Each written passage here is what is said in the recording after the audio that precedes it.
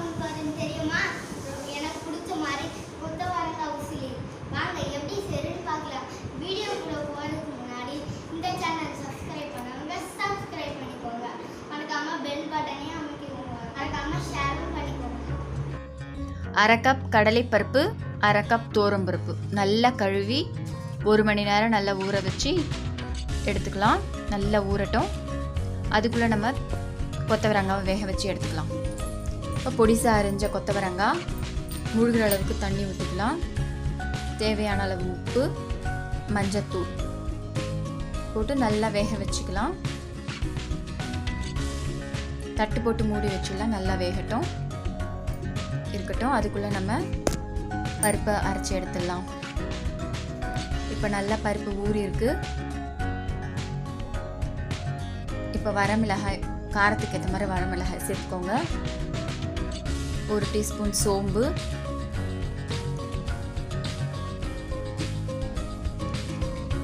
கொஞ்சமாக உப்பு போட்டு நல்லா கொரப்பாக அரைச்சி எடுத்துக்கலாம்.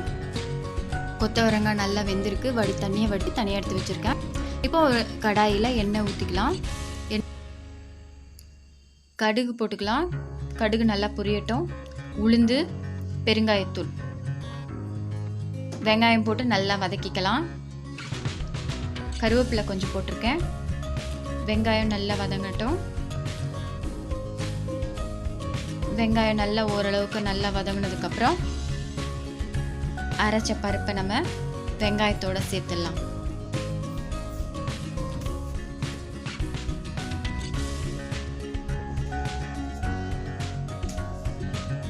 பருப்பு நல்லா வேகணும்.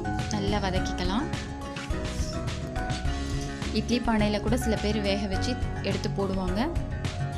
ஆனால் இந்த மாதிரி செஞ்சுனிங்கன்னா இன்னும் டேஸ்டாக இருக்கும். நல்லா வேகட்டும். ஒரு தட்டு போட்டு மூடி வச்சிடலாம். ஓரளவுக்கு வெந்திருக்கு. இப்போது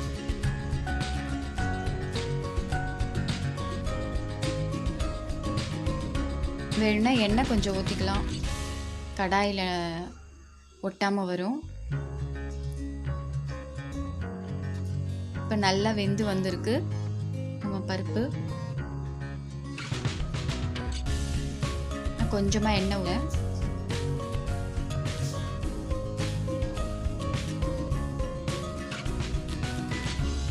நல்லா இந்த மாதிரி தனித்தனியாக வரணும்.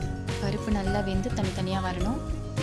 இப்போ இந்த டயத்தில் நம்ம கொத்தவரங்காய், வேக வச்ச கொத்தவரங்காவை பருப்போடு சேர்ந்து நல்லா கலந்து விட்டுடலாம். ஒரு 2 நிமிஷம் இருந்தால் போதும். அடுப்புலையே பருப்பும் நல்லா வெந்திருக்கு, காயும் நல்லா வெந்திருக்கு. அதனால் ஒரு 2 மினிட்ஸ் இருந்தால் போதும். ஸ்டவ்வில் ரெண்டுமே நல்லா கலந்து விட்டுடலாம்.